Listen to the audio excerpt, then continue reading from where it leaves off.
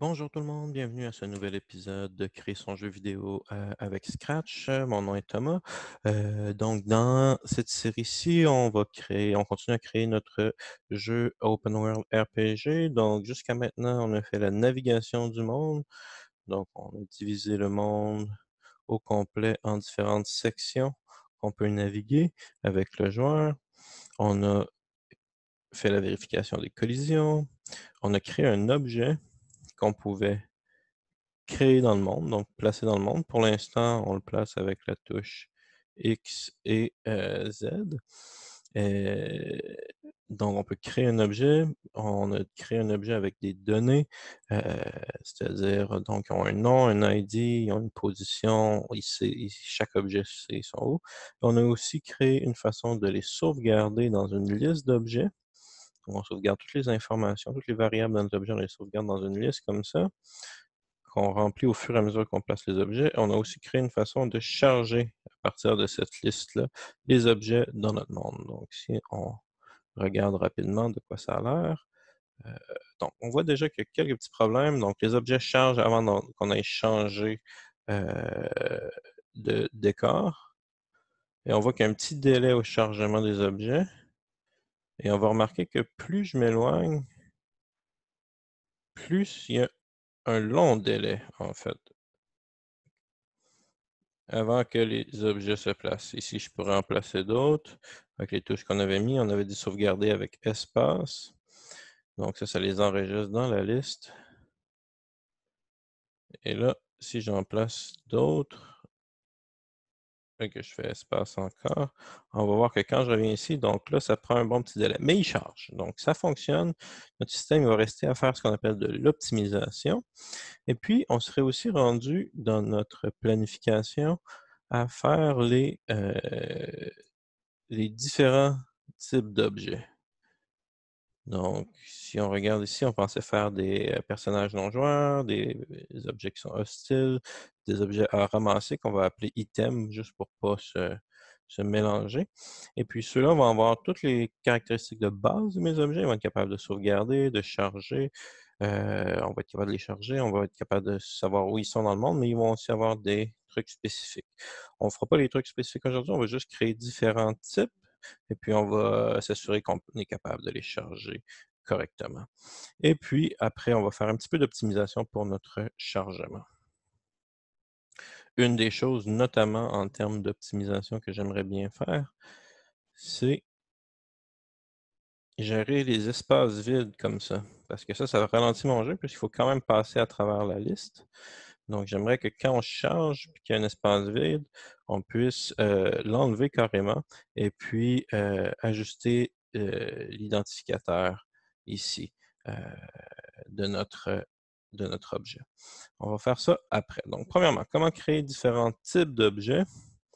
Donc, on a notre objet ici. Donc, la raison pourquoi je l'ai appelé abstrait depuis le début, c'est parce que on l'utilisera pas celui-là. On va créer différents types euh, de, euh, d'objets, donc les NPC, les hostiles et les items, et chacun va être son propre sprite. Donc, ça va nous permettre déjà de spécialiser les différents types d'objets au lieu d'avoir un gros objet pour tous. Donc, une des premières choses à faire, ça va être de créer une nouvelle variable pour décrire notre objet qui va être le type. Donc, pour ce sprite uniquement, puisqu'ils vont chacun avoir leur propre type, puis on va l'appeler type. Et là, les types, ça va être NPC, hostile et item. Donc, pour chaque objet d'un certain type que je vais créer, je vais vouloir lui donner un type. Donc, ce que je vais faire, c'est que je vais simplement dupliquer mon objet ici et on va créer le premier, au lieu d'être objet abstrait 2, on va l'appeler NPC. OK. Une autre chose que je veux faire pour être sûr, ici, ce petit bloc de code-là, mettre objet à longueur de liste d'objets, c'est bien important que ça se passe. Et puis éventuellement, je vais effacer mon objet ici. Donc, ce que je vais faire, c'est que je vais le mettre ici. Quand je mets ma variable globale, on va mettre nombre d'objets à la longueur de ma liste d'objets. Donc, ça, c'est tous les objets qui vont être dans mon monde. Donc, on va ajuster ça ici. Donc, j'ai plus besoin de le faire ici. puisqu'étant donné que je fais plusieurs catégories de NPC et d'objets, donc ils ne pourront pas tous le faire. Ici, je vais pouvoir avoir mon NPC. Donc, ce qu'on va faire, ça va simplement dire « mais la variable type A ». Et puis là, on va prendre ça ici, puis c'est le NPC. Donc, on va dire « mais ta variable type à NPC ». Puis quand je vais créer un clone, donc ils vont hériter de la variable type NPC. Mais ce que je pourrais faire juste pour être sûr, on pourrait, pas ici, quand je commence comme un clone, on pourrait mettre type. Dans le fond, on va le mettre au même type qu'on a, donc NPC. Donc, normalement, il hériterait. Probablement que cette ligne est superflue, mais je préfère la mettre là pour. On pourra tester après pour voir si ça marche ça, mais l'idée, c'est que je le mets explicite que le type de chaque clone est le type de cet objet-là. Donc, NPC ici. Et là, on va ajuster notre. Pas notre créer, parce que créer, on n'a pas besoin. Le type ne changera pas. On va toujours créer un objet ici. Ce qu'on va faire, en fait, c'est quand on sauvegarde, on va modifier le bloc sauvegarder, on va rajouter un autre qu'on va appeler type. Type, OK. Donc, ça nous met notre nouvelle variable. Donc, quand on sauvegarde, on va lui passer son type. Donc, on va sauvegarder aussi ici. Et là, ici, ce que je vais faire, c'est que je vais en copier un autre ici. Ici, on termine avec un point-virgule parce que c'était le dernier. C'est plus le dernier, donc je vais enlever ça. Et là, ici, on va lui sauvegarder le type. Donc, maintenant, si je supprime...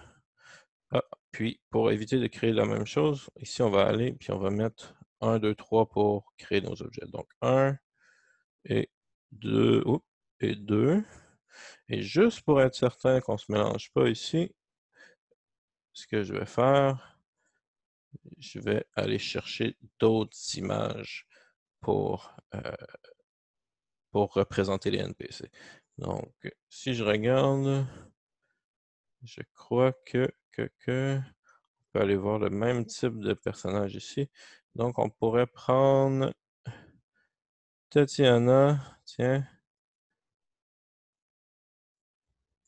et puis on va aller prendre aussi, on va mettre 2 pour en avoir 2. On va aller prendre Trisha. Pour l'instant, on les animera pas. On peut l'afficher pour avoir la bonne taille, donc probablement qu'on avait mis ici la taille de 25, donc on va faire la même chose ici, 25%. Donc c'est des choses qu'on pourra ajuster plus tard. OK. Donc, ce qui me reste à faire, c'est modifier la création d'objets ici, en disant, on va créer Tatiana avec le 1, et on va créer Trisha avec le 2. Autrement, puisque je prends tous les mêmes blocs que mes objets ici, ils ont tous copié les variables privées, toutes les mêmes fonctions sont là, donc ça devrait fonctionner exactement de la même manière. Donc, type, on sauvegarde ici. Donc, ce que je vais faire avant d'ajuster la sauvegarde, je vais voir si, je suis capable de créer mes objets ici. Et puis, je vais voir aussi si la sauvegarde se fait maintenant avec le type, comme on devrait faire. Donc, ce que je vais faire, c'est que je vais simplement supprimer tous les éléments de ma liste d'objets. Donc, maintenant, j'ai une liste d'objets vide. Je vais recacher celle-là ici. Donc, si je commence et je fais 1, ça met Tatiana, Trisha, Tatiana, Trisha. Excellent. Donc, je commence déjà à avoir des NPC ici. Donc, on voit que vu qu'il n'y a plus le contour noir, je peux maintenant passer à travers, mais on pourra régler ça plus tard. Et là, dans le fond, on va voir si ça sauvegarde. Je vais appuyer sur espace, on va afficher la liste d'objets, et on voit effectivement que le type d'objet a été fait. Par contre, on ne sera pas capable de le charger. Donc, si j'essaye et que je redémarre mon jeu, ça me charge encore les anciens objets aux endroits où Tatiana était. Donc, ça nous dit quand même que c'est Tatiana, mais ça nous montre les objets. Le problème avec ça, c'est que maintenant, au lieu de créer un clone d'objet abstrait, je vais vouloir créer un clone de NPC. Et maintenant, objet abstrait, en fait, je peux même carrément l'éliminer parce qu'il a servi son but, c'est-à-dire de construire un objet abstrait. Je peux, en fait, le garder peut-être si j'ai besoin d'en créer d'autres, mais pour l'instant, étant donné que je n'ai pas fait de modification, je vais carrément copier mon NPC avec le type, tout ça, pour faire mon hostile et mes items. Donc, tout à l'heure, on pourra, en fait, je peux l'effacer maintenant, mon objet abstrait. Il a servi son but. Donc, ici, au lieu de simplement créer un clone d'objet abstrait, en fait, il faudrait regarder et créer un clone de l'élément de ma liste temporaire. Donc, quand je vais décompresser toutes mes données de ma liste d'objets, donc le NPC va être en position 1, 2, 3, 4, 5, 6, 7. Donc, l'élément 7 de ma liste temporaire, par exemple, si je fais charger ici, donc ma liste temporaire, l'élément 7 va me dire que c'est un NPC. Donc, si je regarde l'élément 7 temporaire, va me dire que c'est un NPC. Si c'était un hostile, il me dirait hostile. Item, ça va être item. Donc, ce que je vais faire, c'est que je vais simplement dire créer un clone de ça. Puisque j'ai déjà défini le type que c'était, que le type est le nom du sprite de l'objet, il va créer un type de celui-là. Donc, ça, c'est aussi un système qui va être flexible et valable si je crée plus que les 3 types initiales que j'ai en tête. Donc, si on regarde maintenant, je devrais être capable, en chargeant, il va charger effectivement les Tatiana. Et donc, maintenant, encore une fois, je peux remplacer et on voit ici qu'ils ont un petit problème, ils en créent plusieurs à la fois. Je vais même aller voir mon nombre d'objets, 41.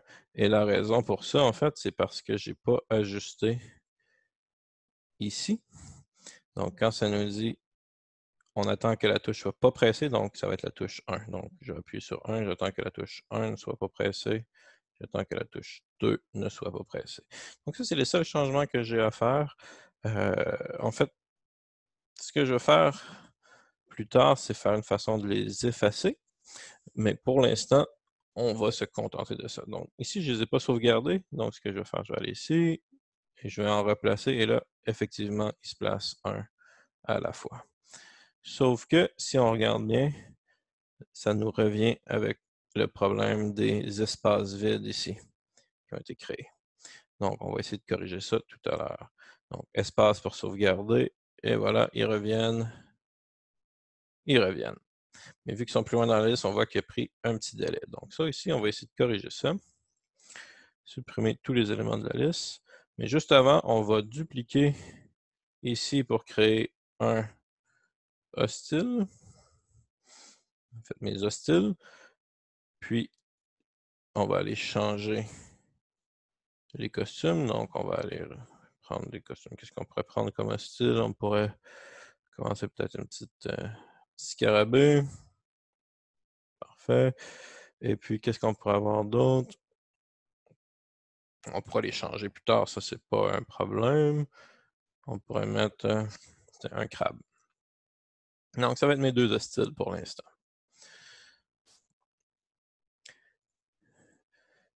Ici, je peux faire la même chose. En fait, je vais lui dire, c'est pas un NPC, c'est bien important que ce soit exactement comment le clone s'appelle, parce que c'est ça qu'on va utiliser pour créer comment le sprite s'appelle, parce que c'est ça qu'on va utiliser pour créer les clones. Ici, on va simplement changer. On va lui dire on utilise 1, 2 pour mon NPC. On va utiliser 3, 4 pour mon clone ici. Pour mon hostile ici. 3, 4. Et puis, ici, on va changer le nom de ce qu'on crée. Crabe. Pas Craba, mais crabe. On va le mettre en français. Et là, on va faire le deuxième ici, et on va prendre le Beetle, le scarabée, ici. Donc, si je réessaye, je devrais être capable de faire 1, 2. Oui, là, j'avais vidé la liste d'objets pour 1, 2, 3, 4, espace pour sauvegarder. 1, 2, 3, 4, espace pour sauvegarder, et ils reviennent ici et là. Parfait. Finalement, tout ce qu'il nous reste à faire, c'est dupliquer encore une fois. On va l'appeler item pour être sûr qu'on ne se mélange pas. Tiens, lui, je vais même mettre NPC avec un S pour signifier que ça représente tous mes NPC. Item. Effectivement, on fait les mêmes changements. Donc, copier item ici. On va faire différents costumes. Item, on pourrait aller voir dans nos genres de sport, nourriture, modelette. On va trouver quelque chose. Donc, on pourrait avoir un premier item qui est un diamant. Tiens, juste pour voir, là, les grosseurs sont quand même bonnes. 25, c'est peut-être un peu petit. On va faire 33. OK. Tout ça, c'est temporaire. On va faire d'autres systèmes pour ajuster les grosseurs quand on fera nos objets plus permanents. Et on va y aller avec quoi d'autre? Tiens, pourquoi pas un bang? Ça fait 2 bons items à ramasser. Donc, on va faire la même chose. Item. Ici, je lui passe le nom approprié. Copier. Et voilà.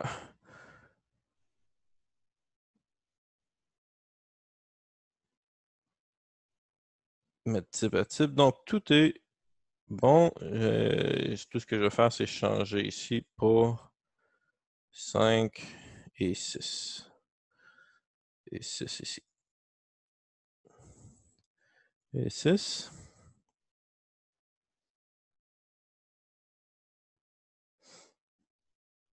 Un, 2. Je vais réessayer en supprimant tous les éléments de ma liste d'objets. Repartir objet 0. 1, 2, 3, 4, 5, 6. Espace pour sauvegarder. 1, 2, 3, 4, 5, 6. Espace pour sauvegarder. Et j'ai mes éléments ici et ici. Parfait. Donc, si je réessaye le jeu, mes mêmes éléments devraient se charger. Et on a vu un premier petit problème, ce qu'on pourrait appeler un bug, c'est que si je suis ici, il va rester ici jusqu'à temps que mon chargement soit fait, et ensuite, il va changer de niveau. Donc, on va commencer à faire un petit peu de débogage puis d'optimisation comme ça ici. C'est très simple. Ici, on bascule sur l'arrière-plan avant de charger les objets. On va simplement basculer avant de charger, au lieu de faire l'inverse. Pardon. Donc, on chargeait avant de basculer, là, on va faire l'inverse. Donc, en partant, ça devrait nous aider. Si on va ici, on va en créer d'autres pour tester différentes théories, sauvegarder. Et là, si je clique sur le drapeau vert, effectivement, ça m'a basculé et ça charge. Donc, ce que je voudrais également aussi, c'est que je ne puisse pas voir mes objets chargés. Je voudrais avoir un petit écran de chargement, donc je vais aller le dessiner. Dessiner ici, je vais l'appeler chargement. On va simplement faire, et là, vous pourriez en faire un plus créatif, mettre vos dessins pour votre jeu, vos assets.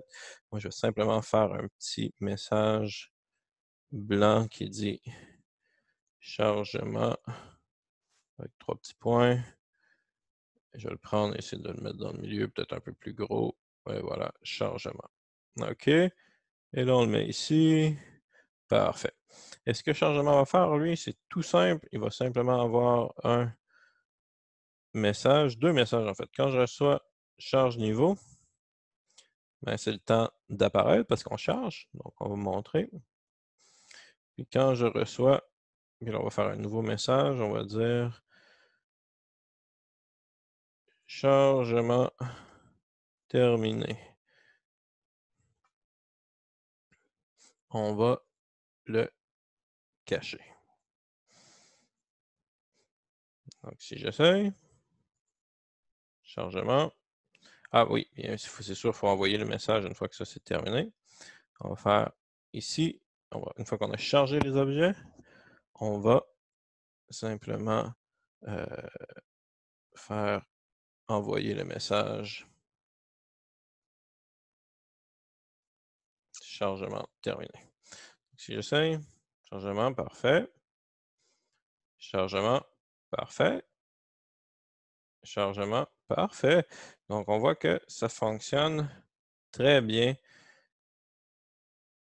Il y a une autre optimisation qu'on va faire plus tard dans nos vidéos, c'est-à-dire être capable de simplement charger les objets qui sont spécifiquement dans cet environnement-là, parce que vous allez voir que plus je vais loin, plus le chargement va être long. Et plus j'ai des éléments, par exemple, si je mets plusieurs objets comme ça dans mon jeu, donc on est rendu presque une centaine d'objets, espace pour sauvegarder.